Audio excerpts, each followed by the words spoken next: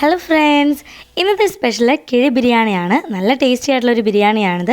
അപ്പോൾ ഇതെങ്ങനെയാണ് ഉണ്ടാക്കിയെടുക്കുന്നതെന്ന് നോക്കാം. അതിനായിട്ട് ആദ്യം തന്നെ നമുക്ക് സവാളയൊന്ന് വറുത്തെടുക്കാം. അപ്പോൾ ഗാർണിഷിങ്ങിന് വേണ്ടിയിട്ടുള്ള സവാളയാണ്. അപ്പോൾ നമ്മളിത് നല്ലതുപോലെ ഒന്ന് മുരിച്ചെടുക്കണം. അപ്പോൾ നന്നായിട്ട് എണ്ണ ചൂടാക്കിയിട്ട് അതിലോട്ട് സ്ലൈസായിട്ട് അരിഞ്ഞിട്ടുള്ള സവാളയും പിന്നെ നന്നായിട്ട് പെട്ടെന്ന് തന്നെ മുരിഞ്ഞു വരാനും അതുപോലെ നല്ലൊരു ഫ്ലേവറിനും വേണ്ടിയിട്ട് കുറച്ച് കറിവേപ്പിലയും ഇട്ട് കൊടുത്തിട്ടുണ്ട്. ഇനി അത് ഇളക്കി കൊടുത്ത് നന്നായി ഒന്ന് മുരിച്ചെടുക്കാം. അപ്പോൾ നല്ലൊരു ഗോൾഡൻ കളർ ആവുന്നത് വരെ നമുക്കിതൊന്ന് മുരിച്ചെടുക്കണം കേട്ടോ. ഒത്തിരി കളർ ചേഞ്ച് ആവാനായിട്ട് വെയിറ്റ് ചെയ്യേണ്ട. അതാ നന്നായിട്ട് നമ്മുടെ സവാളയൊക്കെ മുരിഞ്ഞു വന്നിട്ടുണ്ട്. ഇനി ഇതൊരു പ്ലേറ്റിലോട്ട് മാറ്റാം. എണ്ണയിൽ നിന്നും കോരി ഒരു പ്ലേറ്റിലോട്ട് മാറ്റാം. അപ്പോൾ ആ കറിവേപ്പില ഇട്ടിട്ടുള്ളതുകൊണ്ട് നല്ലൊരു ഫ്ലേവർ കിട്ടും കേട്ടോ നമ്മുടെ ഈ ഒരു സവാളയ്ക്ക്. എന്നിട്ട് അത് നന്നായിട്ടൊന്ന് പരത്തിയിട്ട് കൊടുക്കുക. അതിനുശേഷം ഇതിൻ്റെ മുരിച്ചിൽ പോവാതിരിക്കാനായിട്ട് ഒരു കുഞ്ഞു ടിപ്പ് എന്ന് പറയുന്നത് കുറച്ച് പഞ്ചസാര അതിന് മുകളിലേക്ക് ഇട്ട് കൊടുത്തിട്ട് ഒന്ന് മിക്സ് ചെയ്തെടുത്താൽ മതി. കുറേ പേരൊക്കെ ചെയ്യുന്നതായിരിക്കാം, എന്നാലും അറിയാത്തവരുണ്ടായിരിക്കും. അപ്പോൾ അവർക്ക് വേണ്ടിയിട്ടാണ് ഈ ഒരു കുഞ്ഞു ടിപ്പ് പറഞ്ഞത്. അപ്പോൾ കുറച്ച് പഞ്ചസാര ഇട്ട് ഇതുപോലെ ഒന്ന് മിക്സ് ചെയ്തിട്ട് അവിടെ മാറ്റി വയ്ക്കാം. അതിനുശേഷം നമ്മൾ ഗാർണിഷിങ്ങിന് വേണ്ടിയിട്ട് തന്നെ കുറച്ച് കാഷ്യൂനട്ടും അതുപോലെ കുറച്ച് മുന്തിരിയും നമുക്ക് വറുത്തെടുക്കണം. അപ്പോൾ നമ്മൾ സവാള വറുത്തിട്ടുള്ള എണ്ണയിലോട്ട് തന്നെ കുറച്ച് കാഷ്യൂനട്ടും അതുപോലെ മുന്തിരിയും ഇട്ടിട്ട് വറുത്തെടുക്കണം. രണ്ടും സെപ്പറേറ്റ് ആയിട്ട് വറുത്തെടുക്കുക കേട്ടോ. ഇല്ലാന്നുണ്ടെങ്കിൽ മുന്തിരി പെട്ടെന്ന് കരിഞ്ഞു പോകാനായിട്ടുള്ള ചാൻസ് ഉണ്ട്. അപ്പോൾ ആദ്യം കുറച്ച് കാഷ്യൂനട്ട് വറുത്തെടുത്തു.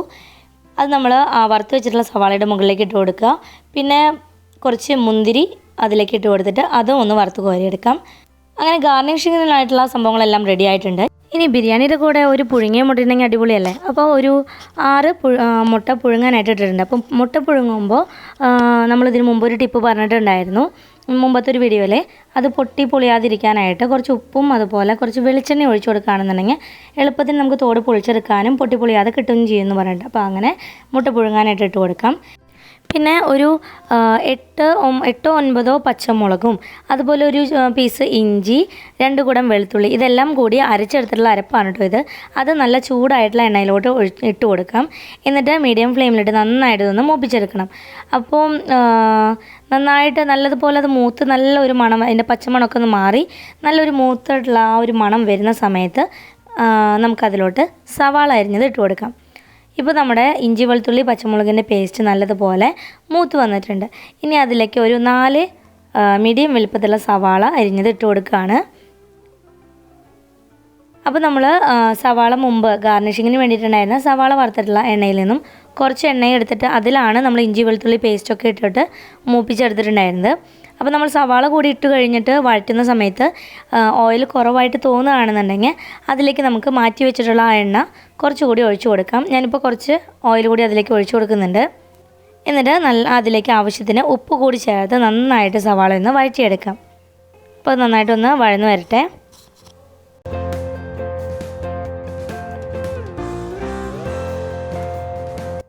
അങ്ങനെ നമ്മുടെ സവാളയെല്ലാം നന്നായിട്ട് വഴന്നു വന്നിട്ടുണ്ട് കേട്ടോ. ഇനി ഇതിലേക്ക് നമുക്ക് പൊടികൾ ആഡ് ചെയ്ത് കൊടുക്കാം. അപ്പോൾ പൊടികൾ ആഡ് ചെയ്ത് കൊടുക്കുമ്പോൾ തീ ലോ ഫ്ലെയിമിലേക്ക് മാറ്റി കൊടുക്കുക. എന്നിട്ട് അതിലേക്ക് 1 ടീസ്പൂൺ മഞ്ഞൾപ്പൊടി ആദ്യം തന്നെ ചേർത്തിട്ട് നന്നായി ഒന്ന് ഇളക്കി മിക്സ് ചെയ്തെടുക്കണം.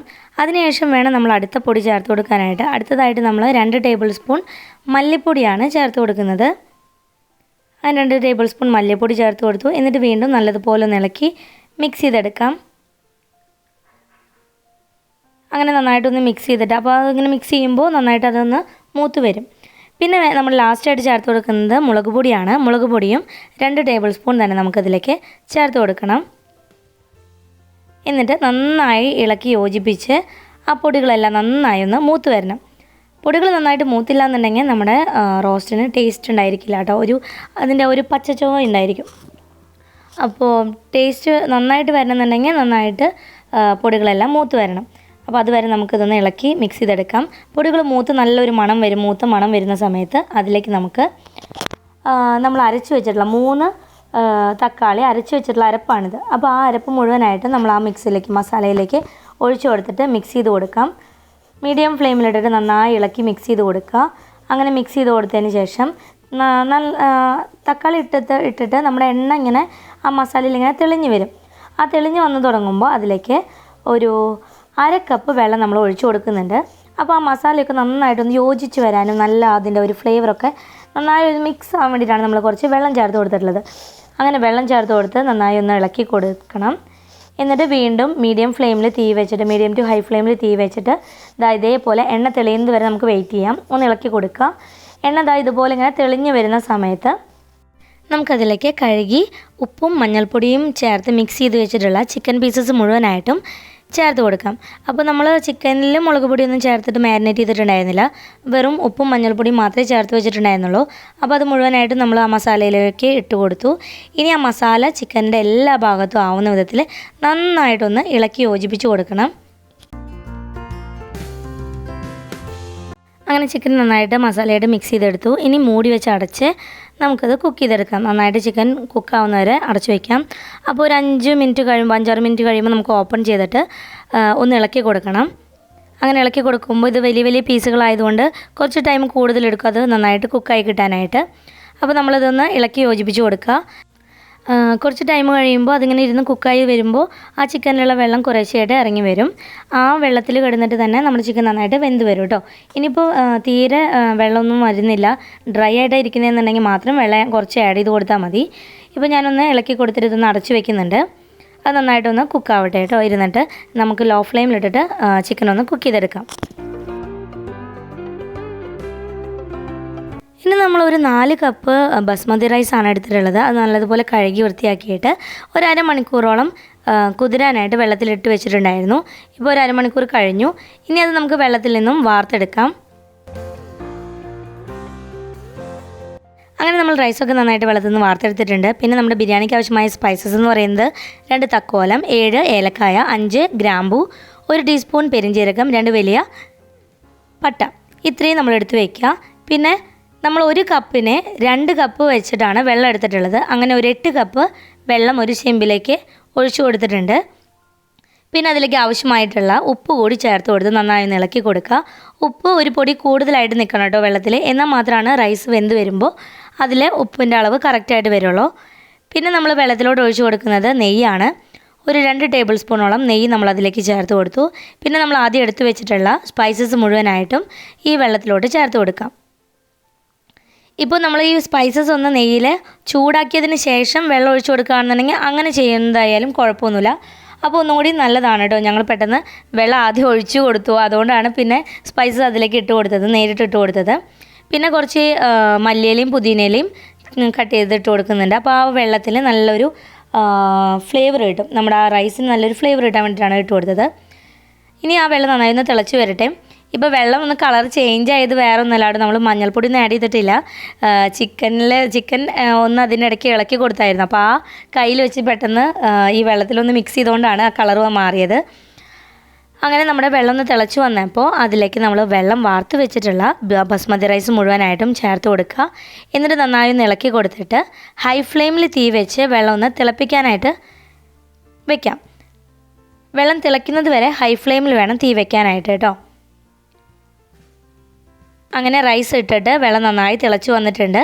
ഇനി നമുക്ക് തീ മീഡിയത്തിലോട്ട് മാറ്റി ഒരു മൂടി വെച്ച് അടച്ചു കൊടുക്കാം. ഇനി ഒരു 15 മിനിറ്റ് കഴിയുമ്പോഴേക്കും നമ്മുടെ റൈസൊക്കെ കറക്റ്റായിട്ട് വെന്ത് വരും. അപ്പോൾ അതിന് മുമ്പ് അതിനുള്ളിൽ നമുക്കിതിലേക്ക് ഈ ഒരു ബിരിയാണിയുടെ സൈഡ് ഡിഷായിട്ട് നമുക്കൊരു സലാഡ് റെഡിയാക്കാം. അതിന് വേണ്ടിയിട്ട് ഒരു സവാള ചെറുതായി നുറുക്കിയതും, ഒരു 4 പച്ചമുളക് ചെറുതായി നുറുക്കിയത്, പിന്നെ അതിലേക്ക് ആവശ്യത്തിന് ഉപ്പ്, ഇത്രയും ചേർത്ത് കൊടുത്തിട്ട് കൈ വെച്ച് നല്ലതുപോലെ ഒന്ന് മിക്സ് ചെയ്തെടുക്കണം. നന്നായി ഒന്ന് തിരുമ്മി യോജിപ്പിച്ചെടുക്കണം. അങ്ങനെ തിരുമ്മി യോജിപ്പിച്ചെടുത്തിട്ട് അതിലേക്ക് നല്ല പുളിയുള്ള തൈര് ഒഴിച്ചു കൊടുക്കുക. എന്നിട്ട് ഒരു സ്പൂൺ വെച്ച് നന്നായി ഒന്ന് മിക്സ് ചെയ്തെടുത്ത് കഴിഞ്ഞാൽ നമ്മുടെ സലാഡ് റെഡിയായി. ഈ ബിരിയാണിയുടെ കൂടെ സലാഡ് കൂട്ടി കഴിക്കാൻ നല്ല ടേസ്റ്റാണ്. അത് നല്ലൊരു പുളിയുള്ള തൈരോട് ഉണ്ടാക്കിയ സലാഡാണെങ്കിൽ നല്ല അടിപൊളിയായി. അപ്പോൾ നമ്മുടെ സലാഡ് ഇതാ അവിടെ റെഡി ആയിട്ടിരിക്കുകയാണ്. ഇനി നമുക്ക് നമ്മൾ കുക്കാവാനായിട്ട് മാറ്റി വെച്ചിട്ടുണ്ടായിരുന്ന ചിക്കൻ ഒന്ന് തുറന്ന് നോക്കാം. കണ്ടോ, നമ്മുടെ ചിക്കനിൽ നിന്ന് വെള്ളമൊക്കെ ഇറങ്ങിയിട്ട് നമ്മൾ എക്സ്ട്രാ വെള്ളമൊന്നും ആഡ് ചെയ്തിട്ടില്ല കേട്ടോ. ആ ചിക്കനിൽ നിന്ന് ഇറങ്ങിയിട്ടുള്ള വെള്ളം ആയിട്ട് നന്നായിട്ട് കറി ഒന്ന് ഇതുപോലെ ഇത്രയും ആയിട്ടുണ്ട്. ഇനി നമുക്ക് ഇതൊന്ന് ഇളക്കി കൊടുത്തിട്ട് ഹൈ ഫ്ലെയിമിലിട്ട് ആ ചാറൊക്കെ ഒന്ന് വറ്റിച്ചെടുക്കാം. കുറച്ചൊന്ന് വറ്റിച്ചെടുക്കാം, ഒത്തിരി ചാറൊന്നും വേണ്ട. അപ്പോൾ കുറച്ചൊന്ന് വറ്റിച്ചെടുക്കാം. തിക്ക് ഗ്രേവി ആക്കി എടുക്കണം. പിന്നെ അതിലേക്ക് നമ്മൾ 1 ടീസ്പൂൺ ഗരം മസാലയാണ് ചേർത്ത് കൊടുത്തിട്ടുള്ളത്. അപ്പോൾ നല്ലൊരു ഫ്ലേവർ കിട്ടും നമ്മുടെ ഈ ഒരു ചിക്കൻ റോസ്റ്റിന്. എന്നിട്ട് മിക്സ് ചെയ്തെടുക്കുക. ചിക്കനൊക്കെ നന്നായിട്ട് കുക്കായി വന്നിട്ടുണ്ട്. ഇനി നമുക്ക് തീ ഓഫ് ചെയ്തിട്ട് അവിടെ അടച്ച് വയ്ക്കാം, കറി അവിടെ അടച്ച് വയ്ക്കാം. അങ്ങനെ ചിക്കൻ റോസ്റ്റ് റെഡിയായി. പിന്നെ ഒരു 15 മിനിറ്റ് ആയപ്പോഴേക്കും നമ്മുടെ ചെമ്പ് ഒന്ന് തുറന്നു നോക്കുകയാണ്. അപ്പോൾ നമ്മുടെ വെള്ളമൊക്കെ വറ്റി റൈസ് നല്ല കറക്റ്റ് വേവായി കിട്ടിയിട്ടുണ്ട്. ഒരു 15 മിനിറ്റ് കഴിഞ്ഞിട്ടേ ഉള്ളൂ. അപ്പോഴേക്കും നമ്മുടെ റൈസൊക്കെ നല്ലതുപോലെ കുക്കായിട്ട് വെള്ളമൊക്കെ ഫുള്ളായിട്ട് വറ്റി വന്നിട്ടുണ്ട് കേട്ടോ. അപ്പോൾ മീഡിയം ഫ്ലെയിമിലാണ് നമ്മൾ തീ വെച്ചിട്ടുണ്ടായിരുന്നത്. ഒട്ടിപ്പിടിക്കുകയൊന്നും ചെയ്തിട്ടില്ല. നല്ല കറക്റ്റ് വേവാണ് റൈസിൻ്റെ. ഇനി ഇതിലേക്ക് നമ്മൾ ഒഴിച്ചു കൊടുക്കുന്നത് നെയ്യാണ്. മിൽമയുടെ നെയ്യാണ് നമ്മളിതിലേക്ക് ഒഴിച്ചു കൊടുക്കുന്നത്. അപ്പോൾ അത് ഓരോരുത്തരുടെയും ഇഷ്ടത്തിനനുസരിച്ച് നെയ്യ് ഒത്തിരി ഇഷ്ടമുള്ളവരാണെന്ന് നെയ്യ് കുറേ ചിലവർക്ക് ചിലപ്പോൾ കുറച്ച് നെയ്യ് ചേർക്കുന്നതാവും ഇഷ്ടം. അപ്പോൾ അതിനനുസരിച്ച് നെയ്യ് ഒഴിച്ചു കൊടുക്കുക. പിന്നെ ചേർക്കുന്നത് പൈനാപ്പിൾ എസൻസ് ആണ്. അതൊരു ലേശം ഒഴിച്ചു കൊടുക്കണം. പിന്നെ ഒരു കളറിന് വേണ്ടിയിട്ട് കുറച്ച് കളറ് വെള്ളത്തിൽ ഒരു 2 ടേബിൾ സ്പൂൺ വെള്ളത്തിൽ മിക്സ് ചെയ്തിട്ട് അതും കൂടി ഒന്ന് തെളിച്ച് കൊടുക്കുന്നുണ്ട് നമ്മുടെ റൈസിന് മുകളിലായിട്ട്. പിന്നെ മല്ലിയിലയും പുതിനയിലയും ചെറുതാക്കി അരിഞ്ഞത് അതും കൂടി ഇട്ടിട്ട് ഒന്ന് സ്പ്രെഡ് ചെയ്ത് കൊടുത്തിട്ട് നമുക്ക് മൂടി വെച്ച് അടച്ചു വയ്ക്കാം. ഒരു 5 മിനിറ്റ് ഒന്ന് അടച്ചു വയ്ക്കാം. അതിനുശേഷം നമ്മുടെ ഒരു വാഴയിലയെടുത്ത് നമ്മുടെ മെയിൻ സംഭവമായിട്ടുള്ള ഇപ്പോൾ ബിരിയാണി റെഡിയായി. ഇനി ഈ കിഴി ബിരിയാണി ആക്കാനായിട്ട് നമ്മളൊരു വാഴയിലയെടുത്ത് വാഴയിലയുടെ തുമ്പലയാണ് എടുത്തിട്ടുള്ളത്. അതെടുത്തിട്ട് കഴുകി തുടച്ച് തീയിൽ കാണിച്ചിട്ടൊന്ന് വാട്ടിയെടുക്കണം. വാഴയില വാട്ടിയെടുത്തില്ല എന്നുണ്ടെങ്കിൽ അതിൽ നമ്മൾ വെച്ച് പൊതിയുന്ന സമയത്ത് ആ ഇല കീറി പോകാനുള്ള ചാൻസ് ഉണ്ട്. അപ്പോൾ അറിയുന്ന കാര്യങ്ങൾ തന്നെയായിരിക്കും.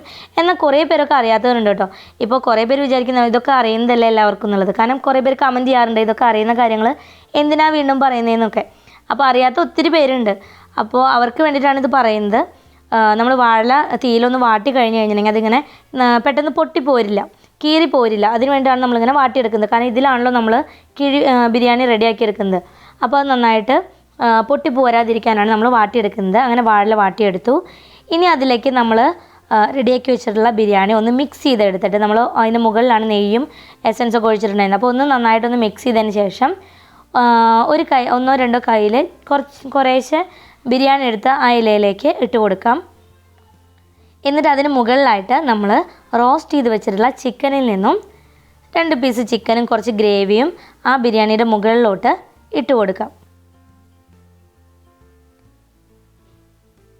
എന്നിട്ട് അതിന് മുകളിലായിട്ട് വീണ്ടും കുറച്ച് ബിരിയാണി ഒന്ന് ഇട്ട് കൊടുത്തതിന് ശേഷം നമ്മൾ വറുത്ത് വെച്ചിട്ടുള്ള നമ്മൾ ഗാർണിഷ് ചെയ്യാനായിട്ട് വെച്ചിട്ടുണ്ടായിരുന്ന കാഷ്യൂനട്ടും മുന്തിരിയും അതുപോലെ സവാളയെല്ലാം കുറച്ചെടുത്ത് നമുക്ക് അതിന് മുകളിലൊന്ന് സ്പ്രെഡ് ചെയ്ത് കൊടുക്കണം. ആ ബിരിയാണിയുടെ മുകളിൽ ഒത്തിരി ഇട്ട് കൊടുക്കണ്ട, കുറച്ച് മാത്രം ഇട്ട് കൊടുത്താൽ മതി. ആ ഒരു ഫ്ലേവർ അതിലേക്ക് വരാൻ വേണ്ടിയിട്ട്. പിന്നീട് നമ്മൾ അത് ആ ഒരു ക്രിസ്പിനെസ് ഒക്കെ കിട്ടുന്നതിന് വേണ്ടിയിട്ട് നമ്മൾ ഇത് സെർവ് ചെയ്യുന്ന സമയത്ത് ആ ഒരു പ്ലേറ്റിലാക്കി വെച്ചാൽ മതി. അപ്പോൾ അതിലേക്ക് ഇട്ട് കൊടുക്കാമല്ലോ. അപ്പോൾ കുറച്ച് ഇതിന് മുകളിൽ ഇട്ട് കൊടുത്തിട്ട് നമുക്കിനി ഈ വാഴ ഒന്ന് ഇതുപോലെ ഒന്ന് മടക്കി കിഴിയാക്കി എടുക്കണം. അപ്പോൾ കിഴിയാക്കിയതിന് ശേഷം അത് കെട്ടിക്കൊടുക്കുന്നത് ചാക്കുചരട് വെച്ചിട്ടോ അല്ലാന്നുണ്ടെങ്കിൽ ഈ വാഴയുടെ തന്നെ നാര് വെച്ചിട്ടോ നമുക്ക് കെട്ടിക്കൊടുക്കാം കേട്ടോ. അങ്ങനെ നമ്മുടെ ഒരു കിഴി ഇത് അവിടെ റെഡി ആയിട്ടുണ്ട്. ഇനി ഒരു ഇഡ്ഡലി ചെമ്പിൽ വെള്ളം നന്നായി തിളപ്പിച്ച് ഇഡ്ഡലി തട്ട് വെച്ചിട്ട് അതിന് മുകളിലായിട്ട് ഈ കിഴി നമുക്ക് വെച്ച് കൊടുക്കാം. എന്നിട്ട് നമുക്ക് ഇത് അടച്ചു വെച്ച് ഒരു 5 മിനിറ്റോളം മീഡിയം ഫ്ലെയിമിലിട്ടിട്ട് നിന്ന് ആവി കയറ്റിയെടുക്കണം. മീഡിയം ടു ഹൈ ഫ്ലെയിമിലിട്ടിട്ട് ആവി കയറ്റിയെടുക്കാം. ഇപ്പോൾ ഒരു 5 മിനിറ്റ് കഴിഞ്ഞു. ഇതാ നല്ല ആവി പറക്കുന്ന നമ്മുടെ കിഴി ബിരിയാണി ഇവിടെ റെഡി ആയിട്ടുണ്ട്. അങ്ങനെ നമ്മുടെ കിഴി ബിരിയാണി ഇവിടെ റെഡി ആയിട്ടുണ്ട്. നല്ല അടിപൊളി ബിരിയാണിയാണ്. നല്ല മണം വരുന്നുണ്ട് കേട്ടോ. ഇനി നമുക്കിത് കഴിക്കാം.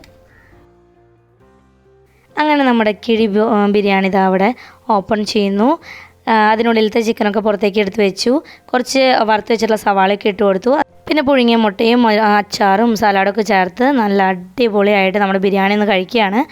നമ്മൾ ചോറും കറിയും കഴിക്കുന്നതിനേക്കാളും പൊതിച്ചോറായിട്ട് കഴിക്കുമ്പോൾ ഒരു പ്രത്യേക ടേസ്റ്റ് അല്ലേ. അതേപോലെ തന്നെയാണ് ഈ ഒരു ബിരിയാണി എന്ന് പറയുന്നതും. ബിരിയാണി നമ്മൾ ഉണ്ടാക്കിയിട്ട് ആ ഒരു വാഴയിൽ ആവി കയറ്റിയെടുക്കുമ്പോൾ ഒരു പ്രത്യേക ആ ഒരു മണവും ടേസ്റ്റും ഒക്കെ കൂടുതലാണ്. അപ്പോൾ എല്ലാവരും ഒന്ന് ട്രൈ ചെയ്ത് നോക്കുക. വീഡിയോ ഇഷ്ടമായെങ്കിൽ ലൈക്ക് ചെയ്യാനും ഷെയർ ചെയ്യാനും കമൻറ്റ് ചെയ്യാനും മറക്കരുത് കേട്ടോ. Thanks for watching.